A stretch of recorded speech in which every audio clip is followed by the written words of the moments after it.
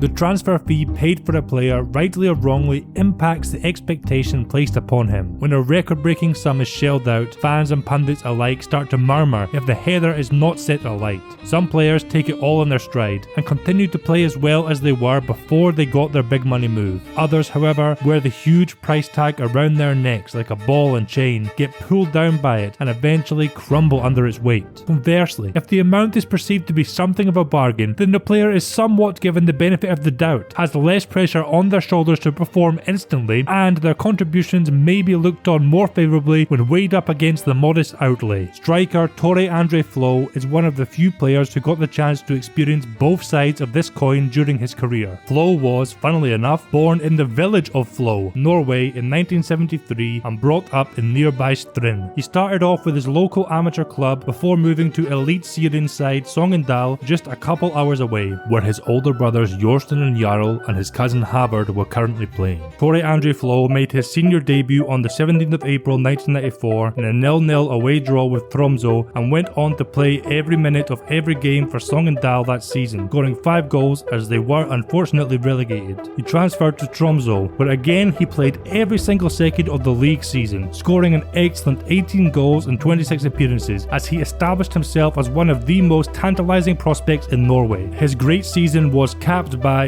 being capped for the senior national team for the first time, starting a 3-0 loss to Holland in the Euro qualifiers. Before the 1996 season, he was on his travels again, moving to SK Brann Bergen, Norway's second biggest city and a club around which there has always been high expectations and great media interest and fan turnout despite limited success in the league. He enjoyed a blistering start to life at Brann, scoring 10 goals in his first 11 matches. Unfortunately, however, during that run, he did have to suffer the ignominy of being on the wrong end of a 10-0 rogering away to Rosenborg. Halfway through the season, Norwegian centre-forward Mons Ivar Mjelde joined from Rapid Vienna, and the two formed a deadly strike partnership. Mjelde bagged himself 19 in only 15 matches, and Flo added another 9 to end the season with 19 in the league as well. As Brann were defeated by Rosenborg in the previous season's Norwegian Cup final, and Rosenborg had also won the league, they qualified for the Cup Winners' Cup, with their campaign kicking off at the tail end of their 1996 domestic season. The UEFA Cup Winners' Cup was one of the most reputable European Cup tournaments, second only in prestige to the European Cup, now known as the Champions League, as the winners of the two competitions would face each other in the European Super Cup. It followed a straight knockout format, no group stages, with the winners and runners-up of domestic cup competitions duking it out for the trophy. Brann beat Irish side Shelbourne in the qualifiers, then dispatched Cercle Brugge in the first round. In the round of 16, they faced their biggest challenge, Dutch heavyweights PSV. Flo got his second goal of the tourney in the 2-2 second leg draw, which saw them through to the quarters as 4-3 winners on aggregate. They had to wait over 3 months until their showdown with Liverpool on the 6th of March 1997. André Flo is 193 centimeters or 6'4", with a slender frame, and as such misconceptions about his strengths and weaknesses on the pitch followed him throughout his career, as we can hear when the commentator singled him out for attention before the first leg of the Cup Winners' Cup tie with Liverpool.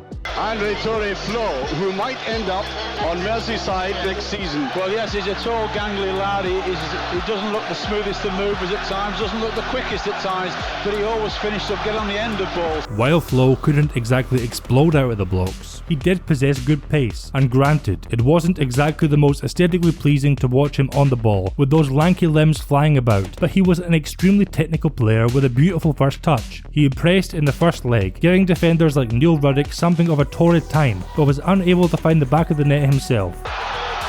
Now there's attack now, Flo going through with a wonderful chance to score it, and it's just taken away. Quickly by Helland. There's Flo. As I said, very difficult to dispossess, almost gets his way through.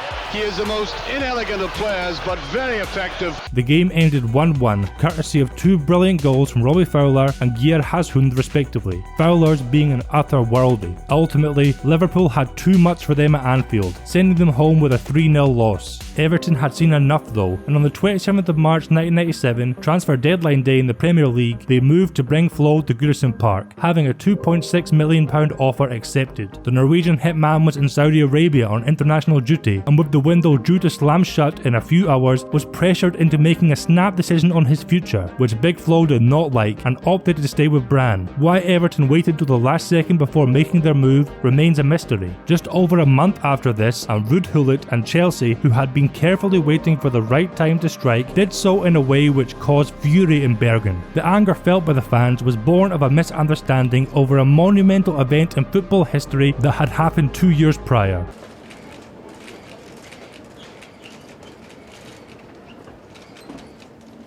The court ruling in the case of Jean-Marc Bosman gave power to players and freed them to leave their club on the expiration of their contracts, which was previously not possible. The limit on foreign players for clubs was also removed, and now teams could sign unlimited players from other European countries. On 4th of May 1997, Chelsea took advantage of both these law changes and announced the free capture of André Flo, with the player set to join the Blues upon the expiration of his contract with Bran. He would be linking up with Uruguayan midfielder Gustavo Poyet, who had also been snapped up on a Bosman from Zaragoza not long before. Flo was not happy with the idea of Bran, who had also earlier rejected a £1.6 million bid from Southampton, losing out on a payday, and so took matters into his own hands, or more accurately, pockets, offering the club $200k of his own money as a token of respect. As Flo explained to The Guardian, "I did not want Bran to come away empty-handed. It was all I could think to do." In the end, Chelsea agreed to pay $300k compensation to the Norwegian club. Nevertheless, many fans considered André Flo to be a traitor, perceiving his proposed move to Chelsea as an act of betrayal. At the end of May, his profile was raised even higher after a friendly match against Brazil. Norway were excellent and won the game 4-2, but it was 2 first-half goals from Flo which stole the show. The first was an instinctive close-range volley, and the second was simply sublime, escaping attention and firing home following a sumptuous piece of close control in the box. R9, the phenomenal, was on the losing side that day and failed to find the net. André had shown him up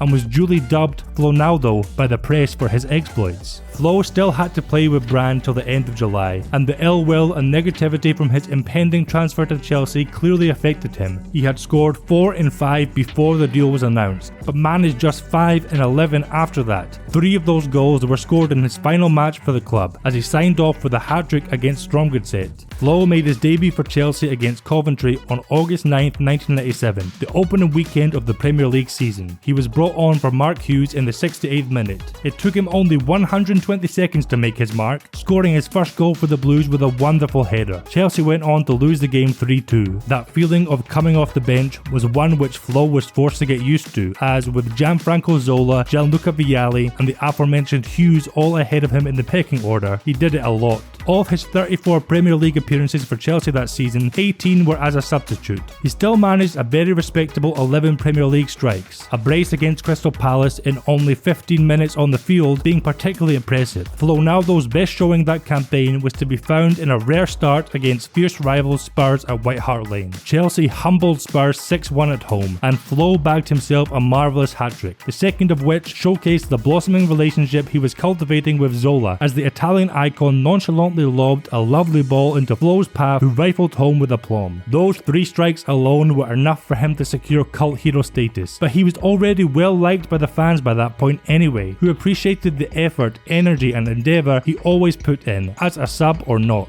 As well as being primarily used as an impact sub, Flo also had to deal with playing in a system which didn't always work to his strengths. He was frequently forced wide to the flanks, where he would either have to try whipping a ball, which he wasn't amazing at, or dribble and cut inside to get a shot away, like a type of inside forward, which he actually wasn't bad at. To my mind, Flo is the type of player that you want to stick to the middle of the park, dropping deep if needs be, but rarely going out to the wings. Exactly how Pep utilises Erling Haaland, in Flo's own words. "My favourite is when I'm running towards the goal and the ball is played to my feet." On top of all this, the Chelsea team had to deal with a bit of managerial drama. On the 12th of February, Ruud Gullit was sacked as the manager of Chelsea, despite having guided the team to second in the league. They were fairly contentious circumstances, with Gullit suggesting it was totally out of the blue. "I was astounded to find out from the media that I had been replaced as Chelsea coach," he told the press. Chelsea chairman Ken Bates said, "We were unable to match his demands." Quick to sweep it all under the rug, Chelsea seamlessly appointed striker Gianluca Vialli as player manager. One of his first jobs was to steward Chelsea through a Cup Winners' Cup quarter quarter-final versus Real Betis. Chelsea had qualified for the competition by winning the FA Cup in 1997, the previous season. Flo got the nod for the first leg in Spain and had the Blues 2 up within 15 minutes. The first a magnificent solo effort, and the second virtually a carbon copy, but with an added bit of Flonaldo flair at the end.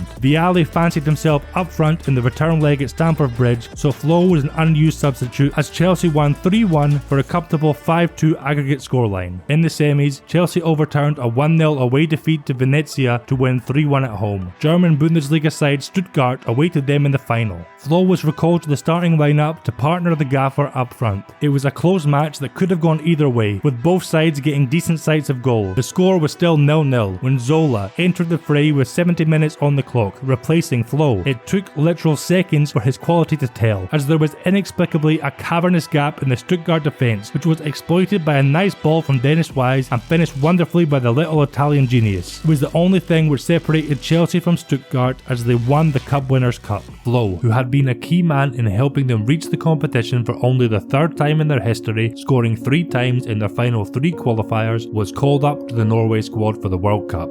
France 98.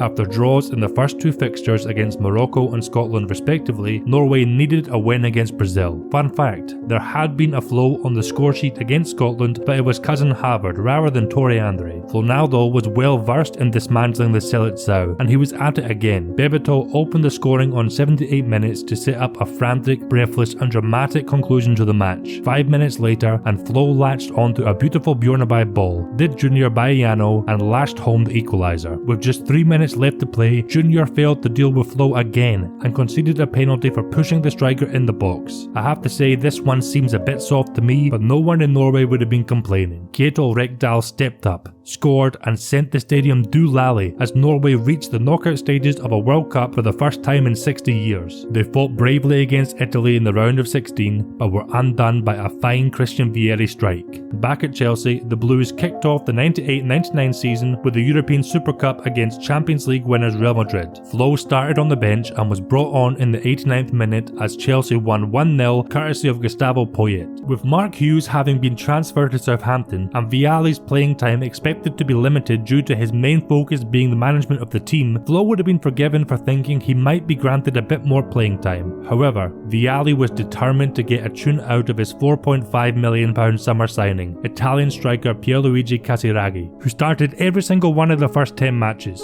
As Flo was well familiar with the Stamford Bridge bench, as well as in stadia up and down the country, he was the one who suffered. Perhaps Vialli was desperately trying to play Casiraghi into form, given the relatively large outlay, as he was something of a dud, only finding the back of the net once in those 10 Premier League starts against Liverpool.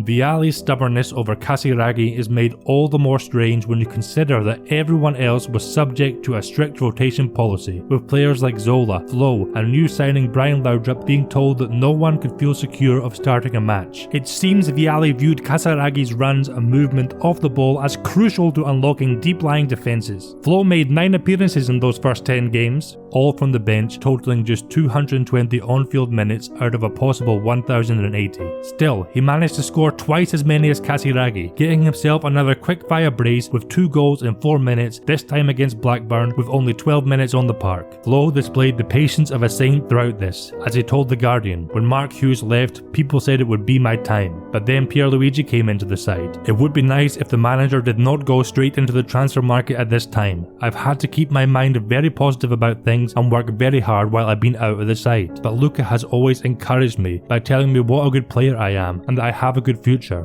Frustrating, but at the same time I knew there was a lot of good players, so there would be a very hard competition. So if I wanted to play, I had to continue to play well at Chelsea. His chance came when Casiraghi suffered a devastating ACL injury against West Ham, which ended his season and, as it would unfortunately transpire, his career. "I have now been here for 15 months, but I have always felt that my time would come, and now, maybe it has," said Flo. And it seemed he was right, as he started all but 2 of the next 10 league games, scoring 5 goals, including another one against Spurs. And Flo, there is Flo!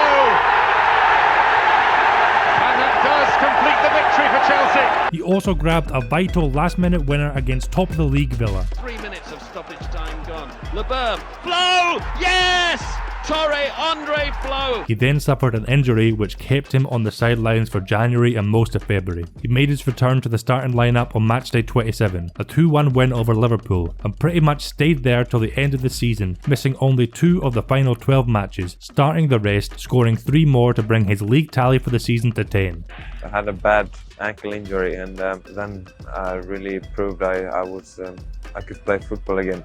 It was a good feeling. Chelsea finished third to qualify for the Champions League for the first time in their history. Did the season with pride. We played great matches, came third for the first time after something like probably 30 years or something like that. As the holders, the Blues had again been competing in the Cup Winners' Cup that year. Flo scored 1 and assisted 1 on the road to the semis where they faced Mallorca. Ronaldo scored the equaliser as the first leg ended 1-1. He failed to have a similar impact in Spain as they lost 1-0 and were dumped out. André had also been a key man in helping Norway qualify for Euro 2000, scoring 5 as they won all but 2 of their group games. The next season, Flo made just 3 starts in his first 9 league matches, only finding the back of the net once, as new £10 million signing Chris Sutton was initially preferred up front. Between October and January though, Flo enjoyed a great run in the starting lineup, starting 11 out of 12 matches and scoring 8 goals. Just when it seemed he was in Vialli's good books, he again was victim of the rotation policy and the arrival of superstar George Weah on loan from Milan, and started just 6 of the last 17 league matches. He was also in poor form, only scoring once in that time, in the final league game of the season against Derby, once again finishing with 10 goals in the league, making him joint top scorer with Poyet. Chelsea had underperformed in the Premier League, only being able to muster a disappointing 5th place finish. Flo had been Vialli's go-to guy in Europe though, starting all but one match of their Champions League campaign, and he repaid him with some great performances. A brace against Galatasaray in the first group stages, and 3 goals in total across 2 fixtures with Feyenoord in the second group stages. But it was to be in the quarter-final against Barcelona, where Flo gave one of his most famous performances in a Chelsea shirt. La Liga champions Barca were blown away by 3 goals in just 8 first half minutes in the first leg at Stamford Bridge. Zola kicked it off with a cracking free kick on the half-hour mark. 4 minutes later, and the little Italian turned provider for his mate Flo, putting it on a plate for the big man to tuck home with a neat finish. André Ronaldo.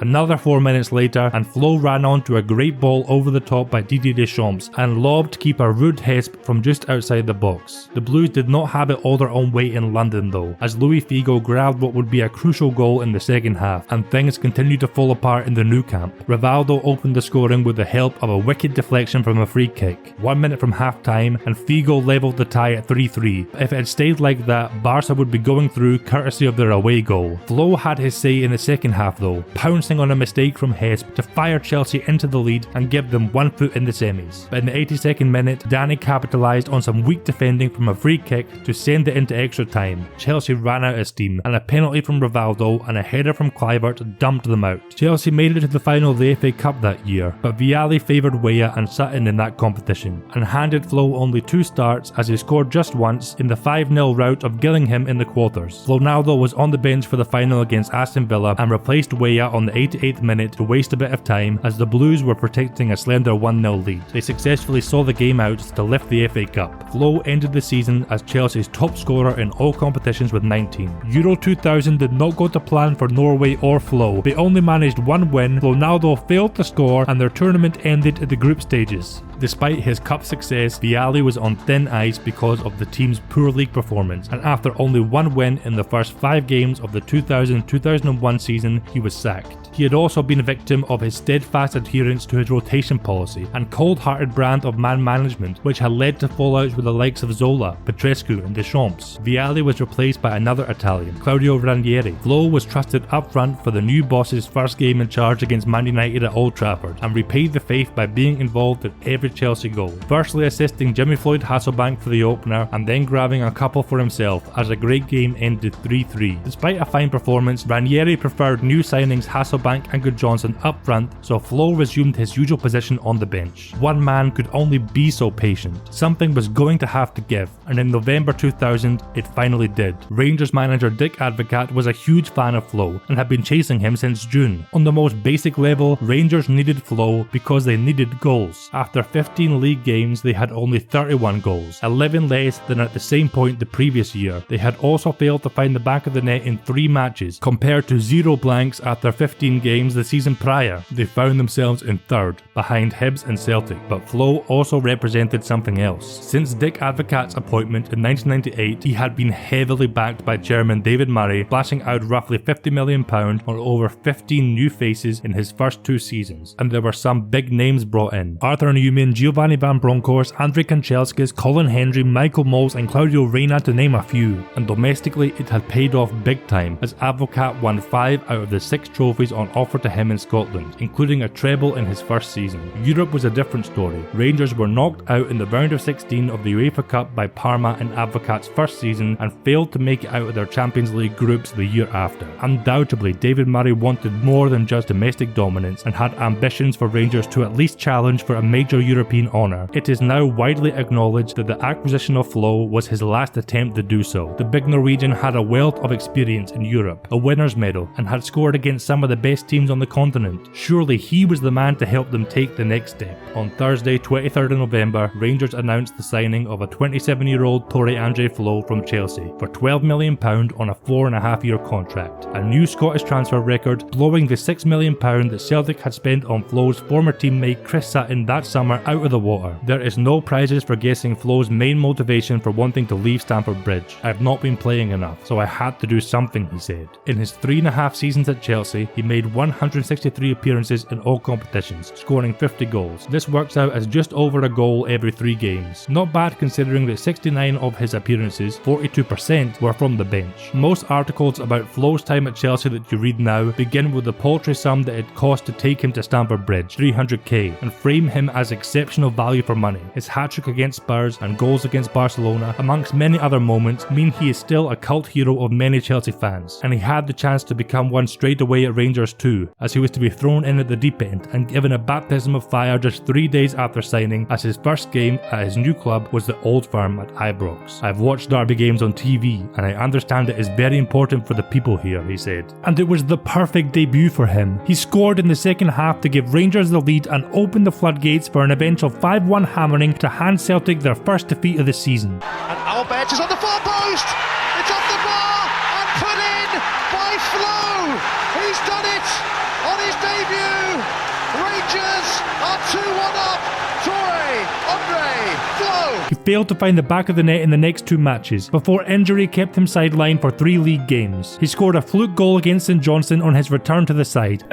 Yeah, I think most people could have scored that goal, but still it was nice to have a goal. Then got a double in the very next SPL game against St Mirren. Rather than being a platform to go on a tear, he hit a slump, only scoring in 1 of the following 9 games, a brace against Hearts. He naturally came in for some criticism during this time. As a striker, he will always be judged off his goals. Rangers were playing him in that central channel and frequently providing him with great long balls, either over the top or on the deck, but he fluffed his lines on several occasions. I will say though that he wasn't playing badly, and some of his link-up play down the middle of the park was superb. He hit top form in the last 6 games of the season, scoring 5 and assisting 1 in the 5 matches he featured in. Most of the damage had been done before his arrival, and he was powerless to stop Martin O'Neill's Celtic romping to a domestic treble. Despite arriving halfway through the season, Flo was Rangers' top scorer in the league. In the 2001-2002 season, Flonaldo took his game to the next level and had his best ever year. He consistently found the back of the net in the SPL, grabbing himself 18. Highlights of that tally include a hat-trick against Dundee United and 2 braces in a row against Aberdeen and Dunfermline respectively. The team was inconsistent in the league though, and Advocaat resigned in December, being replaced by Alex McLeish. Celtic tore the league to shreds that season and won with a huge 18 points more than second place Rangers. The Gers however shone in the cups, and McLeish guided them to a double. Flo scored in the 4-0 League Cup final victory over Ayr United.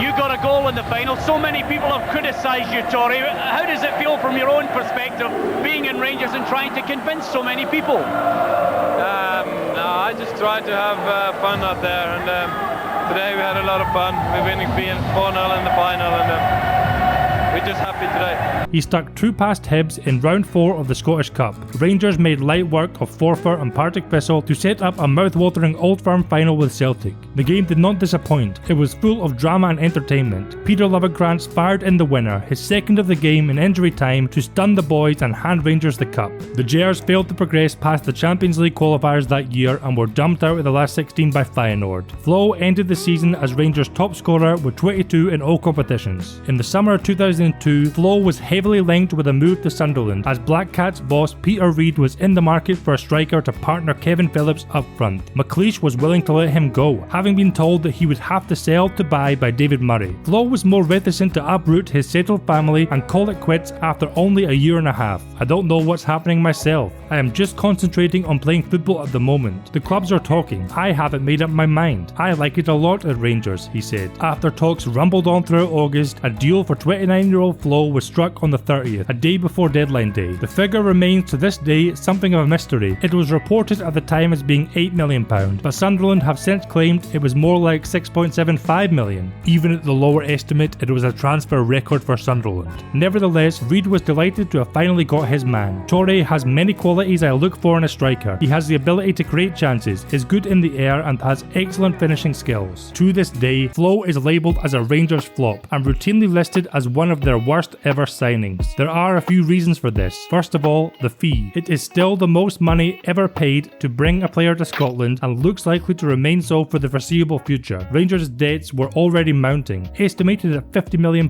When Murray recklessly moved for Flo, he could be viewed as something as the straw that broke the camel's back. I think what may have also rubbed the Rangers fans up the wrong way was seeing Henrik Larsson, who had been bought for a comparatively tiny $650k, banging in the goals at a frightening rate and becoming one of the club's best ever players. Even Chris Sutton, who cost half as much as the Norwegian, had more of an impact when it mattered than Flo. Then there is his record against Celtic. His debut goal was the only one he managed against the Hoops. Whether you play for Rangers or Celtic, if you are a striker, you will be very harshly judged if you do not regularly score against your greatest rivals. Just ask Alfredo Morelos. Finally, Europe. He did not have the desired influence in continental competitions, which is the chief reason he was brought in. Personally, I feel it's time for a bit of revisionism over Flo's spell in Glasgow. Firstly, while they did break the bank to sign him, they also recouped potentially 2/3 of the fee, meaning in reality he cost closer to £4 or £5 million.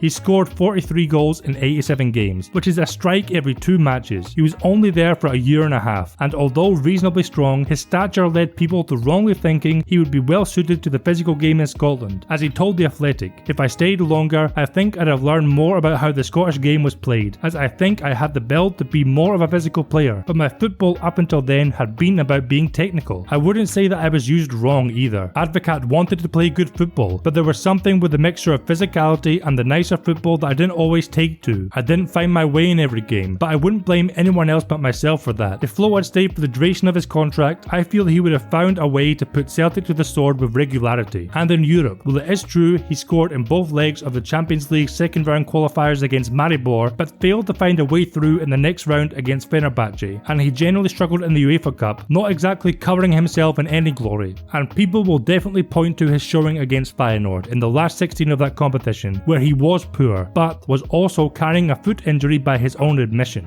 At the end of the day though, he was part of a team effort, and handsome sums have been spent on vastly experienced European campaigners like Ronald de Boer, so it would be unfair for Flo to shoulder all the blame. In my opinion, we should put the price tag aside when assessing Flo's time in Scotland. He scored more frequently than he did at Chelsea. He won 2 cups, had to deal with a manager change, and didn't even get 2 full seasons there. The problem was that many thought they were getting a player who could instantly come in and deal with the highly physical defences in Scotland, most notably Celtics, with the likes of Bobo Baldé. They weren't. He could have grown into that, but wasn't given time. He also had to deal with going from being a super sub at Chelsea to star man in the intense media spotlight that comes with playing for one of the old firm. Again, something which was going to take time. So, while Flo wasn't the roaring success that everyone expected or hoped he would be, he certainly wasn't a flop. The same can't be said about his time at Sunderland. Yet another misconception about his game, that he was amazing in the air, led Peter Reid to think he would be the perfect replacement for Niall Quinn in a target man type role. While Flo was decent at scoring headed goals, anyone who had watched him carefully at Chelsea or Rangers would know that if you hoofed a long ball up to him and expected him to head it on or knock it down, you would be disappointed, as he was really quite poor at this. His time at Sunderland was a disaster, as he played under 3 different managers in one season, scored only 4 goals and suffered relegation with the Black Cats. As he was the club's highest earner and they were in huge debts, he had to go and was given a free transfer in 2003. Former Sunderland chairman and owner Sir Bob Murray has his own opinions of why Flo failed at Sunderland. It was quite obvious he did not want to be there. He had been at Chelsea and Rangers and he was at the end of his career. The body language, everything, the whole thing. He was a fortune, the wages too. He wasn't bothered. I phoned my friend David Murray, who I have known for a long time at Rangers. He sold me him. I rang him up and said, "How dare you sell me that plank for £8 million?